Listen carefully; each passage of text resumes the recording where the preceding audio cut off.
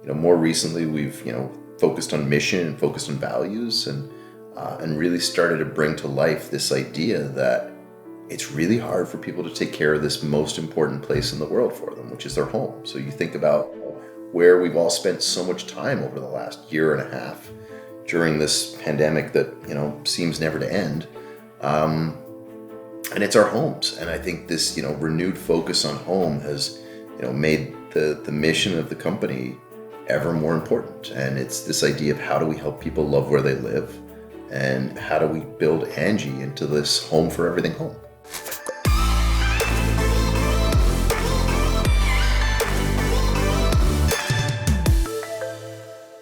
Hello, everyone. Welcome to another episode of The Future of Work. Today, my guest is Oisin Hanrahan, the CEO of Angi. Oisin, thank you for joining me. Great to be here. Thanks so much for having me. What a lot of people don't know is that before I hit the record button, we were actually practicing my saying your name correctly. So I hope that people can appreciate that I put a lot of effort into this. It's one of the trickier names that I've had to pronounce. I thought you did a good job. Look, I mean, it's a tricky Irish name. I have definitely thought about it. I've thought about what my parents were thinking at the time. They certainly were not imagining me not living in Ireland, which I think, in hindsight, might have been an oversight. But no, I thought you did a really good job. You don't have the very strong Irish accent, though. If we drink enough and say enough words, then it'll come out. So if we pick words that have you in them, like if we say bucket and truck, or if we drink enough whiskey, then it will come out. Then I will reveal myself as someone with a thicker brogue. My wife and I just started watching Peaky Blinders, so I'm very, very attuned now to all the different accents that are out there. Can you give me your rendition of an Irish accent? My rendition of an Irish accent. Peaky Blinders. There you go. Oh God. Yeah, it's pretty bad. That's gonna get cut, isn't it? No, we're absolutely gonna leave this in the podcast. And this is, by the way, everyone here is sober. So people who are tuning in, there's been no drinking beforehand. This is just how this show happens to be starting. Well, on that very fun note, why don't you give people a little bit of background information about who you are, where you came from, and how you got to be the CEO of Angi? Sure. So I'm as we've revealed early, I'm from Ireland, from Dublin. I grew up mostly there. I started, the first real thing I started was a construction business, a real estate business in Budapest in Hungary. And I bought and renovated and built apartments there for about 6 years. And that was where I was first exposed to how hard it is for people to manage construction projects, and how hard it is for people to manage even getting small things done inside a home or an apartment. Yep. And the other thing I learned about that was just how challenging it is for contractors to find the right work with the right people, the right time, the right place. And, I think that stuck with me. Spent a little bit of time in venture, and then I moved to Boston. I did a year at business school, and started to think about that problem of how do people take care of their homes. And a co-founder, Omong, and I started Handy with exactly that idea. How do you go from, hey, I want to get a handyman, to actually having a handyman show up? Yep. And we started Handy with that idea, built it for about 6 years, and scaled it out across the country in a couple of categories, cleaners and handyman. And then we sold it to Angi Home Services. And Angi owns Angie's List and Home Advisor at the time. And I took on running product there, and then more recently I took on the CEO role to really change what Angi is trying to become. And for people who are not familiar with Angi, how big is the company? How many employees do you guys have? A lot. Yeah, in short, a lot. So we've we'll start at the top. So we've about 30 million service requests a year that come through the platform from about 20 million households across the US. We have about 250,000 service providers on the platform. So those are our pros that show up and do the work. And we got about 5,000 people that work directly for Angi as employees. So it's it's a public company, well over $1.5 billion of revenue, and it's really built to think about that problem of connecting customers and pros. And more recently, we've focused on mission and focused on values, and really started to bring to life this idea that it's really hard for people to take care of this most important place in the world for them, which is their home. So you think about where we've all spent so much time over the last year and a half during this pandemic that seems never to end, and it's our homes. And I think this renewed focus on home has made the mission of the company ever more important. And it's this idea of how do we help people love where they live, and how do we build Angi into this home for everything home. How did you actually get into the CEO role? Is there a story behind that, or did you just one day get an email that said, "Hey, you want to be the CEO?" There's a text message. No, Look, that would be a great story if you got a text. "Hey, what are you doing?" "Nothing." "You want to be CEO?" Product doesn't look hard enough. Want to be CEO instead? No, look, when we originally sold Handy to Angi, there was talk about like how do we really think about a larger role for you within Angi? Like what's the contribution that Handy can make to Angi? And at the time, Handy was a small team, about 100 folks, and it was obviously very important in terms of the direction that Angi was going.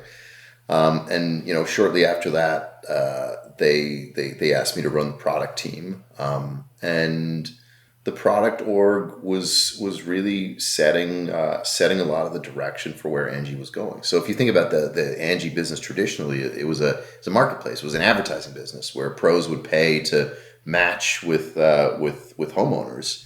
Yep. And more recently, we've built the services business where homeowners actually pay us to do the work, and now that's an increasingly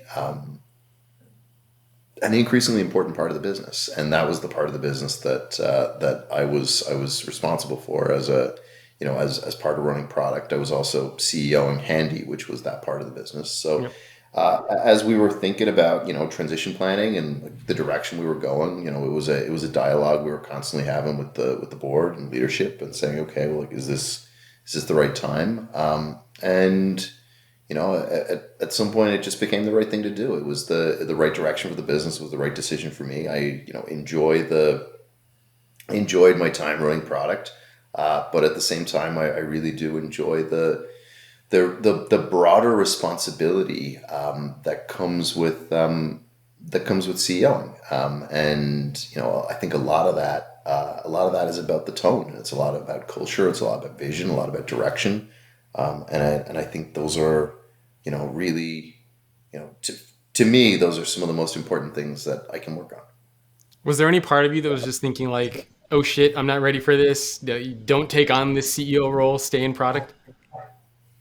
No, exactly zero. Really? I was, look, when I was running product, I was still CEOing Handy and that part of the business. And I was probably enjoying that, equally, if not more than I was enjoying the product part. I think product's a really important role. I think it's really, it's really a lot in terms of how you set the strategy, how you set the direction of product-led businesses. But I really, I relish the opportunity to set the culture, to set the values, to really think about like how we're recruiting people, how we're rewarding them, how we're recognizing them. And I think that that's something that I really enjoy. And I think it's something that I really like to get into. So when the opportunity came up, you just kind of jumped for it. Yeah, absolutely. I mean, I think it was one where it, it, it's one where, I think that there's a lot of ways to explain it. I think one is I do these weekly. I think it's biweekly at this point. So every other week, I do a meet and greet with new team members, where we sit down and we go around the room, and I talk about the mission. I talk about where we're going, and one of the things we always cover is like the journey that we're going on. And one of the questions that comes up is like, do you like what you're doing? And I like to be very candid and transparent with that with the team. I think it helps me. I think it helps them. And the answer I always give is, not every minute of every day is going to be perfect and going to make you smile, and that's okay. And there are some things that I see in my calendar, and I'm like, oh, I'm really not particularly going to enjoy that meeting focused on, a particular, challenge that we've got, whether it's a regulatory issue or an issue where it's like, oh, like that seems like a challenge that I'm not going to particularly enjoy the conversation. But the vast majority of the days and time that I have, I really look forward to it. And I want that to be the same for every person on the team. I want every person on the team, we can't promise you're going to enjoy 100% of your time, but we want to get to a place where you're actually looking forward to the vast majority of the conversations and you're the vast majority of the work that you're going to do. And I think that's really important. And I think, when I look at my calendar and I look at the time and how I spend it, I really enjoy the vast majority of it. And I think that's, something that we should all strive for, particularly for our teams. And I think we've got a responsibility as we think about building roles, we think about building structures for our teams and our people to work in, that we work to figure out how to create roles and how to create fit between the person and the role and what we need as an organization and what individuals need. And like I said, it doesn't mean that every minute's going to be a blast, but the vast majority of people's time, we really want to create a world. We want to create an organization and a place to work where people are like, yeah, let's do this. And they're looking forward to it. And I think that's, the biggest thing that, or one of the biggest things that a CEO has a responsibility of doing. So for a lot of employees around the world, though, they actually don't get that, right? I'd say the vast majority of their time they feel more unhappy or they're not doing work that they want to be doing. So I'm curious to get your thoughts on just kind of the overall state of engagement, and for a lot of employees out there who are just not happy with what they're doing. Any advice for them or what they should be thinking about? So I think it breaks down into a few parts, right? I think it's really hard for organizations that are not mission driven Yeah. to be successful in the current recruiting environment. So it starts with, do I wake up every day and think to myself, yes, I believe that what I'm doing is broadly good. There's the famous phrase, like, everything's much easier if you got a noble cause. And it's like, yeah, like, is what we're doing broadly good? Are we, tearing down the rainforest, or are we, planting trees and saving the planet? Are we, putting gas? Are we creating problems for the planet, or are we making it slightly better every single day? And I think that, is the first place to start. The second is, do I feel respected? Do I feel rewarded? Do I feel like the contribution that I'm making is recognized? And there are obviously a whole tract of roles where the economics just prohibit that from happening, and there are near intractable problems for any one company to solve, but solvable for us as a society if we think about things like minimum wage and we think about where the working wage should be, and I think that's like a second, the second level. It's like, okay, do I feel rewarded, and do I actually take home enough economics for it to pay for the life that, not the life that I dream about, but the life that I'm like, yes, okay, this works for me and my family. I'm not stressed about the breadline. And then the third layer is the people. So do I find myself surrounded by people who I enjoy spending time with? And that's not the same for every person. So, the hard-hitting person who's got, incredible ambitions to, increase their economics, 5, 10x over the next decade and whatever else, they Yeah. want to be surrounded by people who are going to challenge them every single day and tell them why they're wrong and tell them like how they can get better. The person who wants a more collegiate uh, and less challenging environment might want something else. So it's like it really is truly a matter of fit, where not every environment is going to fit every person's ambition, and that's okay. Like it doesn't have to map one to one. And I think it's important that you look at each of those three things separately. You look at the what's the mission of the org, what's the level of recognition, both economic and emotional, and like recognition in terms of praise and work done. And then the third is like the actual people you're surrounded with, and what the mode of communication, mode of challenge, what's the mode of engagement. And I think most of us, screw up on one of those three dimensions, and it's not necessarily wrong. It's just that we don't recognize that all three of those dimensions matter, and they matter. They matter in terms of happiness, engagement, productivity, but it also matters in terms of like the circular loop of you bring in folks who don't necessarily fit on one of the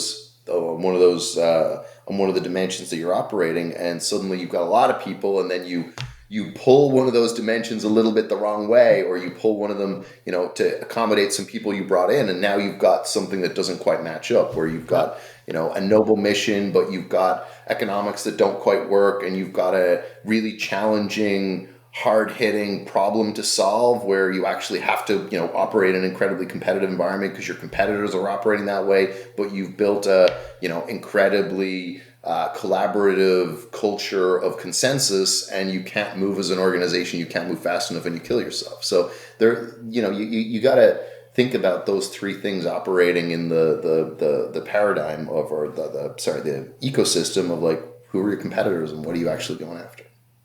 What if you are at a company and you don't like your job? Do you think the best advice for people is to quit? I mean, the current environment is incredibly favorable to that. Yeah.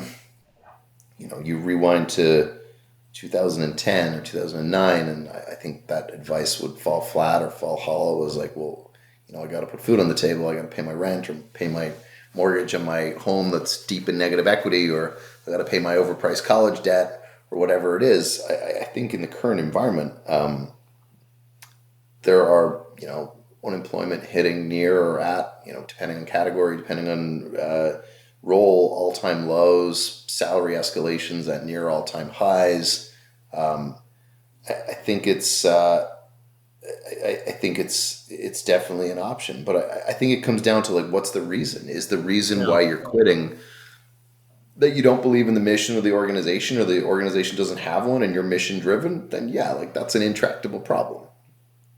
Hmm. That's a Hey, if you're employee number 7,000 at a company with no mission, or a company with a mission you don't believe in, it's hard to see how you're going to change that. Change that. If you're leaving because your economics aren't right and you don't feel recognized, then you got to ask, hey, am I not being recognized because my boss is doing a poor job, but overall the organization is good at it?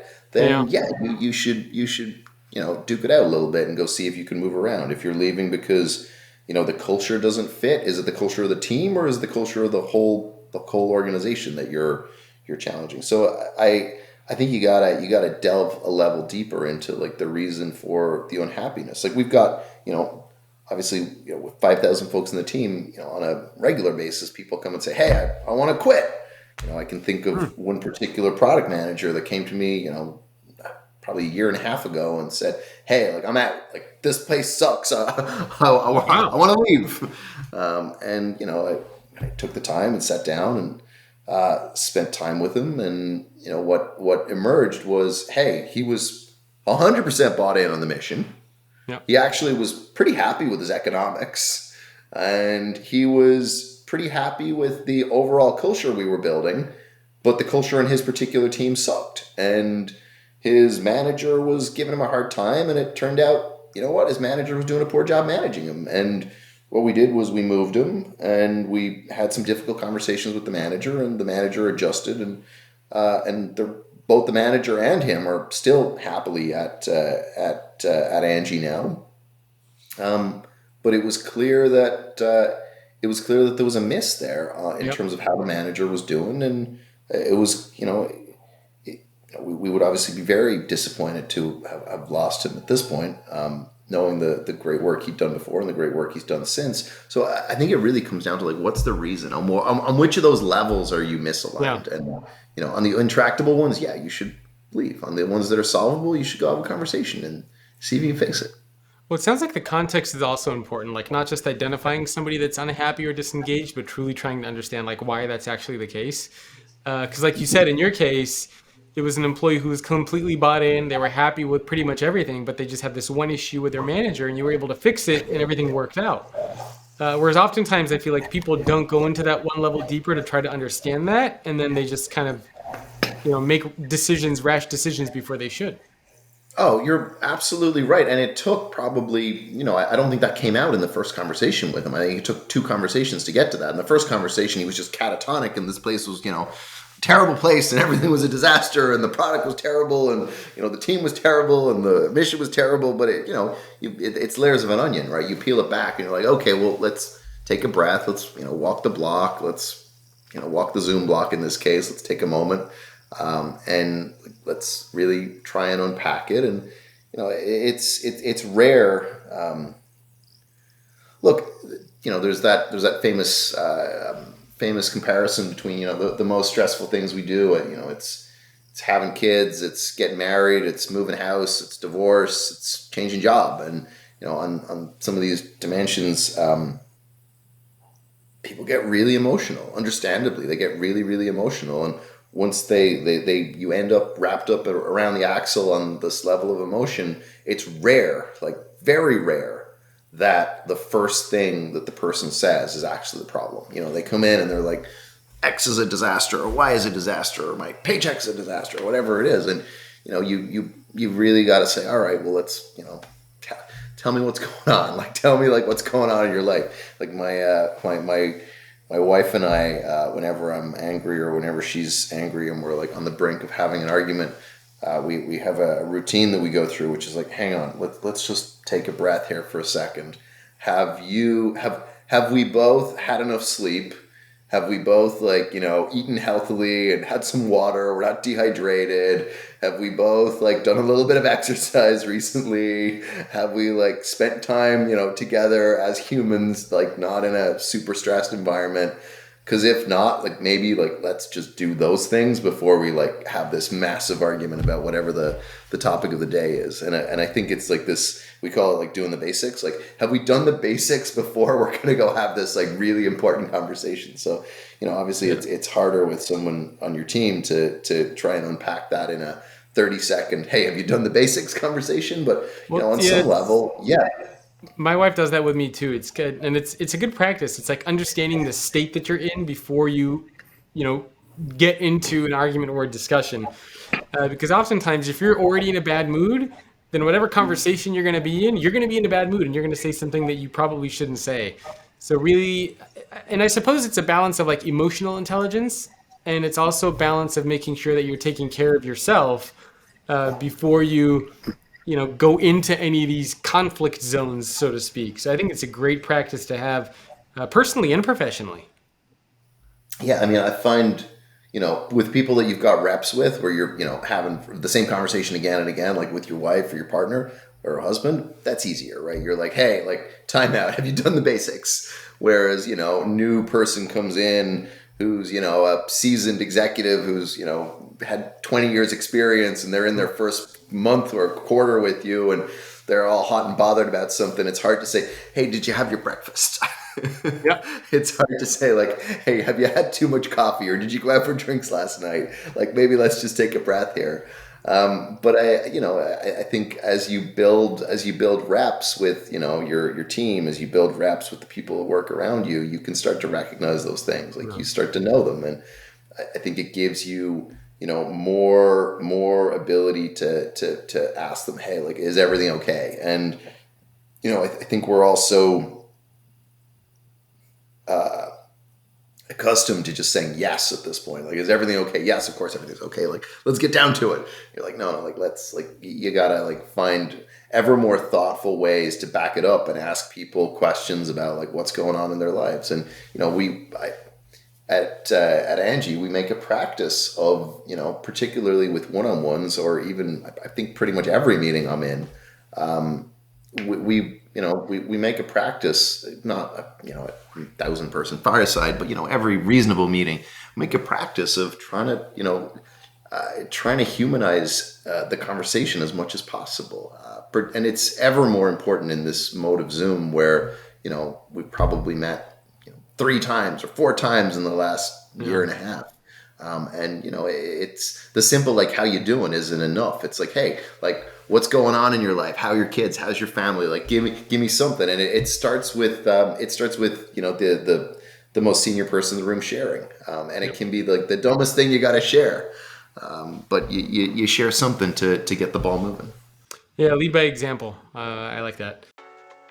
Before we get back to the show, I just wanted to remind you to head over to defineleadership.com to grab my new PDF that is going to walk you through a framework for how you can personally define leadership and why that matters. You will also hear from CEOs and how they define leadership, and you're going to hear from CEOs from organizations like KPMG, Oracle, and Verizon. So again, that is defineleadership.com if you want to grab that PDF while it's available. And now, back to the show. I want to shift gears a little bit because one of the other things that I found really interesting is that, so you're 37 years old, right? Yes. So we're the same age, and you are the CEO of this multi-billion-dollar brand. And some people might say, well, isn't 37 a little young to be CEO? Because most CEOs, especially those that I've interviewed on the show, are in their 50s, their 60s. So I'm curious to hear your thoughts and perspectives on being, at least for the CEO level, relatively young, and how that feels. I mean, have you gotten any people who say, "Wait a minute, you're the CEO at 37?" I think you're the first person to say it. Really? I can't Yeah. believe it. I think you might be. Wow. So it's never come up, age of CEOs and people saying you're. It came up. It came up years ago when I was actually younger, when I was running Handy, and we were scaling and raising capital. But frankly, it hasn't come up it hasn't come up since I've taken on this role, and I guess maybe it's a function of 37's not young anymore. Am I old? Have I suddenly aged? Is that what's happened here? No, but it's been really interesting because I remember there were a couple of articles that were published over the last few years, which really showed that a lot of, for example, millennials were becoming like CTOs and CIOs, and a lot of really, traditionally younger employees were getting these senior level leadership roles inside of organizations. Where, I mean, previously, when's the last time, prior to the last few years, where you heard of a CEO who was in his 30s? Of running a company of thousands of people. Like, it's not a very common thing. So I'm curious, like, from your perspective, do you pay attention to age, or is it more about experience, things that you've done, just like your attitude and your approach? Look, I think the thing that's broken down that age barrier is the rate of people founding companies and scaling them. So, Yeah. people who found companies, not uncommon for them to continue to run those companies as they've scaled, and we've seen more and more companies scale from early founding to in the thousands of employees and in the billions of dollars of value. And I think that's probably one of the things that's normalized it in a way. And you think about what startups are all about. It's about taking what would be normally a 15, 20-year journey to scale a large company, or maybe longer, and it's about taking that opportunity and seeing if you can condense it down into a much shorter period of time. Which means, if founders of startups are successful, they take, what will be a 20-year journey and they condense it into, 4, 5, 6, 7 years. So by the end of, a 5-7 year period, they've got a multi-billion-dollar business that, has created a lot of value, served a lot of customers, and built something incredible. And, I think, in terms of my own journey, I think I think a lot about like what's the culture we need to build so that we bridge the gap across the different profiles to make sure that we're getting the right person in every single role. And that's we recently brought in a new CFO who I worked with at it was my CFO at Handy, and he's got 20 odd maybe 25, 30 years of experience at this point. And I'm very grateful to have him join the team. At the same point, I look at some of the product leaders I've got that run, really sizable product teams, and they've only got, 10-ish years of experience, but they're, setting product strategy for, hundreds of millions of dollars of revenue. And I think that's, it's just a function of how do we find the right talent for the right role and empower people, put them in the role, give them the right guardrails. Obviously, the guardrails are really important, and I think it's the same for me. Obviously, there's guardrails that are put in place to make sure that we're doing the right thing, that the board is comfortable with the direction we're taking the organization, that we're we're recruiting people in the right way. Like when I first took on the role, I spent time with each of the board members at Angi, and I collected a bunch of feedback, and I said a few things. I said one, I've never been accused of half-assing anything in my life. This probably isn't going to be the first. Two, I don't believe in sugarcoating bad news or frankly any news. And I'm going to lay it out pretty straight. Like, if things are going well, I'll let you know. If things are going badly, I'll tell you that they've gone off the rails, and I'll tell you really fast. And the third is I'm incredibly open to feedback, and it doesn't mean I'm going to agree with you. And if I don't agree with you, I'll tell you. And if I do agree with you, I'll also tell you. And they were pretty candid and frank with the feedback. And, even they didn't all agree with their feedback. One of them said, hey, whatever changes you're going to make, try and make them in the first, couple of months. Like, try get whatever changes you want to make, get them all through as quickly as possible. And someone else said, hey, actually, maybe try to stage it and phase a little bit. So what you realize, going through, a conversation like that is there's no right answers to these things. There's,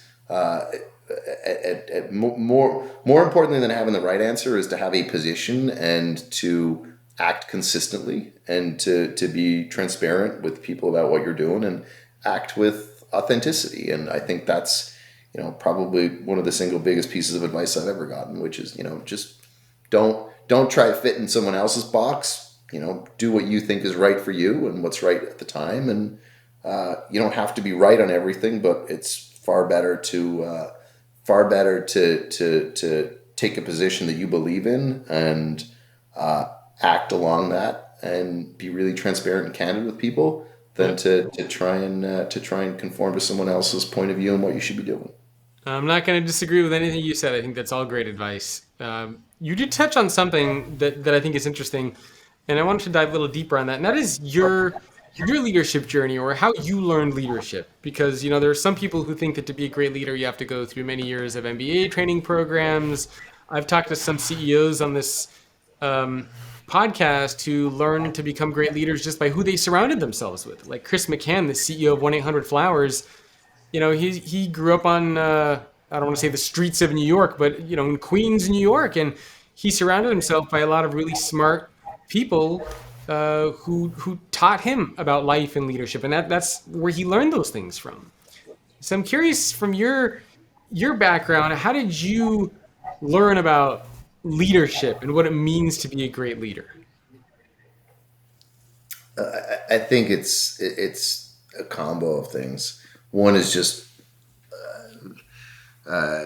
osmosis and absorbing it from those around you, and I've been fortunate to be surrounded by folks who I've picked up particular things from along the way and watched what they've done. The second is the trial and error method, which is real expensive but Yeah. real effective. And you put your hand on the stove and you get burnt, and you're like, oh, I won't do that again. And you put your hand in the refrigerator, and you're like, oh, that feels good. I'll put it back in there. And I think been fortunate to have had the opportunity to learn a lot along the way in terms of how to lead people of all different stages and all different backgrounds. It was obviously very different to lead a construction team of 20 odd people in Budapest versus a team of engineers in the middle of Flatiron, New York, and at a small startup. And the other piece is what I would call structured education. So whether that's a coach who's been fortunate enough to work with a number of coaches along the way who've done everything from the shadow you, watch, collect the feedback, to the full 360 with our board and exec team and all the rest. And I put those three things together, and they're pretty effective. Any one of them probably doesn't work by itself, but the combo of all three of them, and having the opportunity to continue to lead a growing organization. I've been leading Handy or Angi now in this space for going from 2 people to whatever it is at this point, 5,000 people in 9 years has a lot of bumps along the way, right? These things are nonlinear, and you learn the most at the most stressful moments, and the most stressful moments aren't the ones you think that are most stressful. It's it's the things that catch you by surprise. It's you walk in on the day where you're like, oh my goodness, we're gonna have to close a customer service team down and let 100 and something folks go. And you've obviously done a ton of prep for that, and you're, emotionally prepared for it, and you got all your talking points, and you're like, you know what? You get through it, and you're like, that was a brutal day. You go home, you have a glass of wine, you have a beer or whatever. And you talk to your significant other about it. But that's going to be a difficult day. The ones that are that you learn the most from are the ones that catch you by surprise. The day you walk in and you're someone on your team has had a terrible experience with someone else on your team, and they feel like they've not been treated fairly or discriminated against, and you're like, wow, this has really come out of the blue. Like, how has this come up? And it consumes your all hands, or it becomes a flash button or a flash talking point. And I think it's those things that you learn the most from. You're like, oh, we got blindsided. It's you walk in on difficult days with difficult topics, and you're like, all right, we know this is going to be difficult. We know this is going to suck. We know we're going to have to get through it. And you've done all the prep, and you're largely it's the Boy Scouts. It's like, if you're prepared, Yeah. it'll probably be okay. It's where you walk in and like somebody hits you over the back of the head with a 2x4, and you're like, your immediate reaction is obviously like, what the hell did you hit me over the back of the head for? Like, and then you're like, oh, totally justified. Yeah, we screwed up, or our policy didn't catch that, or we were doing something unfair. But you gotta walk that journey, and you gotta acknowledge it and figure it out. So I think it's the combo of all three things. But I probably learned the one I remember the most are all those moments when you put your hand on the stove and you're like, damn, I really screwed that up, and I got a burn from it still. And I'm glad I probably not going to do that again. Yeah, it reminds me of so I play a lot of chess. I take lessons. I play in chess tournaments, And if you were to ask me about all the various wins, I probably would say, I don't really remember like how I won a particular game. But if you ask me how I lost the game, like I vividly remember how I made the mistake and what I learned from it. And that Oh yeah. is you're right. I mean, they always say to be a great chess player, you learn the most from your mistakes. Like you cannot be a great chess player unless you lose. And similarly, it sounds like what you're saying is you can't be a great leader, you can't be a great business professional unless you go through those mistakes, those unexpected things. Because once you go through it, like you remember it, and when anything like that comes up again, you make sure that that does not happen. Oh yeah, you can watch the meeting that you were in where like the car crash happened and you like watch the dominoes fall and you're like, oh man, I replay that in my mind that I like lost control of that particular conversation, that particular Yep. meeting, and you have that happen once and then you see the pattern recognition the next time someone says something like that. You're like, all right, let's let's take a moment. I hear exactly what you're saying. Let's like try to defuse the situation and Yep. let's take it take it to heart. And whether you instantly look, you can't. I think it's hard for every person or every leader to instantly empathize with every single situation, right? Because No. you empathize with the things that you recognize, and maybe not every single situation you're going to recognize and have empathy with. On like spec, you obviously will. Like as a human, you'll go and you'll learn what the person's issue is, and you'll actually go, oh, I get it now. But I think what's most important is to have the pattern recognition, even if you're not recognizing and finding the empathy on spec immediately with the issue. You pattern recognize, and you're like, oh. I don't understand. I don't understand exactly where you're coming from, but I get that this is important to you. So Yeah. let me immediately go Yep. right to the place where I act with integrity and make sure that we're appreciating and respecting whatever the issue is, because Pattern everyone's recognition. passionate about different topics. Yeah. Yeah. The pattern recognition piece is huge. You also said that you worked or have worked with a coach or with coaches. And I'm curious if you can share any more about your experience with that. If you found that to be helpful, do you think that other leaders, maybe mid in their careers or senior in their career, would they benefit from working with a coach? And what did you get out of it? I think when we're recruiting folks, and no candidate is perfect, right? You're recruiting somebody, and we always say, look, the best they're ever going to present is when they're recruiting and they really want this job. They're interviewing, they really want the job. They're not going to present any better than that unless they like change who they are. They change something. So we're always looking for the all right. What are the issues? Where are the gaps? And one of the questions we ask is, do we think the person's coachable? So by coachable, we don't mean like, can we teach them, Java? We mean like, hey, do we think we can help them recognize this blind spot?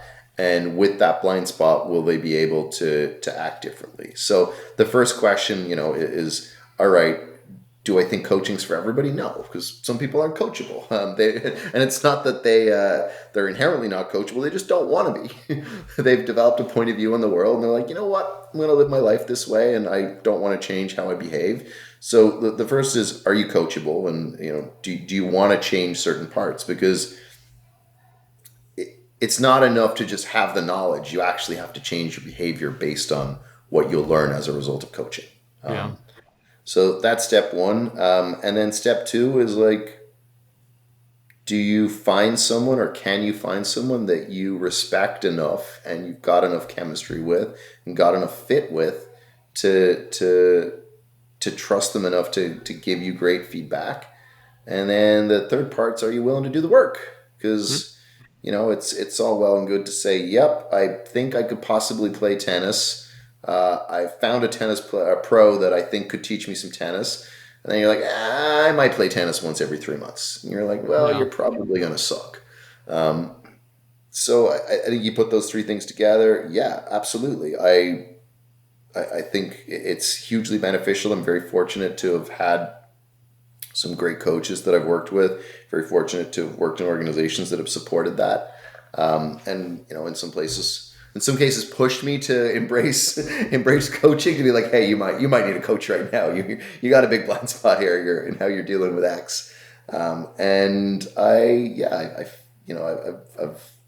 think probably not enough people lean into coaching, and I think the more we've had many folks at Angi that we've helped with coaches over the years, and generally where we've had success is where we've had very specific things that we're like, hey, help this person with this.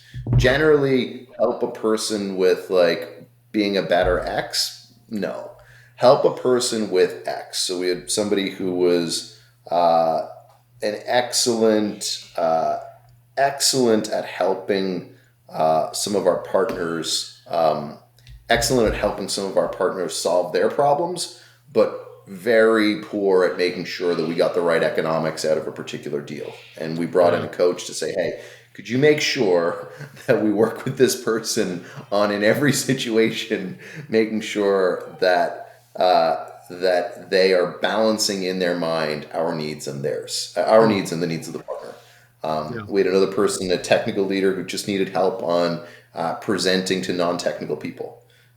We had another person who needed help on how to package upwards as opposed to coming into a one-on-one with a list of like, here are the 50 things I'm doing. And in every case where we have specific things, near every case where we have specific things, we've been successful working with coaches. I'd say our hit rate when we say, hey, generally help this person be a better manager, like 20% success rate. Wow. Yeah. So I think the importance that you highlighted there is, if you're working with a coach, it's great to do so, but it needs to be around something specific that you want to improve or get better at. So I think that's great advice. Speaking of advice, I came across an article on Forbes. I think it was fairly recent, but you shared 3 pieces of advice that you got, and I thought this would be a great way for us to wrap up on. And so I wanted to read these 3 things that were written in this Forbes article. And you said the 3 best pieces of advice you got are: number 1, be honest with yourself about why you want the job. Number 2 is write down things that you believe are true that the rest of the world hasn't figured out. And number 3 is you'll be tempted to move at a slower pace because you'll think you have to take more things into account, but don't. You must change and execute at the same rate as before, especially within your first 90 days as CEO. So I wanted to get your thoughts on these 3 pieces of advice, and if this is something that can be applicable to everybody, regardless of their position inside of an organization. I think the biggest one is writing down what you believe to be true. Hearing them played back, like I think you have this belief on most situations, and you may or may not be right. Yeah. And that's okay. But the more you can be honest with yourself on what your belief is, whether it's, hey, we should do X, or one of our earliest beliefs when we started Handy was that people would buy home services online. And we wrote that down. We said, hey, like, we're going to either build a great company doing this, or we're going to disprove it and we'll pivot and go do something else. But we're not going to consider anything else until we have like proven or disproven this fact. And nearly a decade later, I think we're safe to say, you know what? People are going to book home services online. They're going to pull out their Visa or Amex. They're going to type it in. They're going to buy services online. Yeah. Which again, nearly a decade ago seemed like a far-fetched idea, which now seems pretty like blindingly obvious and perhaps a little inane. But in most situations, you have a point of view, and I think it takes a certain level of bravery and clarity of thought to actually commit it to paper. And most people, I think, don't commit their opinions, thoughts, and reasons to paper. And once you do, it's weirdly refreshing in a way. It's like, you know what? All right, I've written it down. It's not as scary now that I've written it down. My whole life is not tied up in this belief. It's okay if I'm wrong. And what I need to do is be very objective and committed to figuring out if I'm right or wrong. And I think that's refreshing. I think the pace one is interesting, right? The idea of what pace you should operate at, and In some case, I think the framing for that one was, hey, if you're coming from a startup into a larger role, like the reason you're doing it is to create the pace. I think there's a question on whether that's universally applicable to everyone, or whether in some cases you should be increasing pace. In other cases, maybe it's time to take it down a half a click. But I think the most important is to figure out what you believe to be true, because it's kind of magical. I don't know. There's something very special about writing things down, like whether it's this, or whether it's the concept of gratitude journal, or just journaling in general. I just find it so like cathartic and like helpful to actually write things down. And it's weird. I don't get the same thing from typing, right? I don't get the same. I find typing to be helpful, as in terms of like keeping the thoughts in my head is like the worst of all outcomes. The next best is audio recording them into the iPhone. The next best is typing them, and the gold standard is like actually taking out the paper and actually scribbling them down. So I do that too. When I work on like book ideas or projects, or I'm trying to map things out or come up with a visual, I always have a notepad and a pen with me, because I don't know. You're right. I feel like when I'm writing things down or drawing them out, I'm like more clear than when I'm just sitting there like this. Like my brain is more engaged and involved in the process. It's weird, but it's totally true. Yeah, I think the summary of that one is the worst place of all for your thoughts is in your head. Yeah. Yep. Any other format. Yeah, I know. Any other format is better than your head. My wife and I interviewed David Allen, who's the author of Getting Things Done, for our entrepreneurship podcast, and he very much echoed that. Like, your mind is a terrible calendar. It's a terrible organizer. Get things out of your head as soon as you can. So couldn't agree more. It also just clutters up everything else, right? Yeah. Your thoughts in there, like you think you put them in a box. Actually, you just left them on the floor, and now you got like a million more pages on the floor of your mind. Yeah, no, it becomes a disaster. I agree.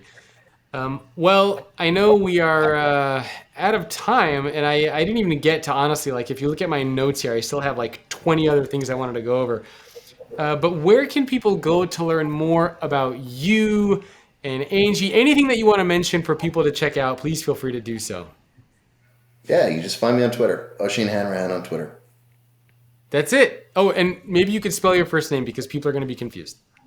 Oh, sure. It's Oisin Hanrahan, Hanrahan. Perfect. Well, thank you so much for taking time out of your day to share your insights. I hope people get a chance to follow you on Twitter and get more of your insights on there. Thank you so much. Great to talk to you.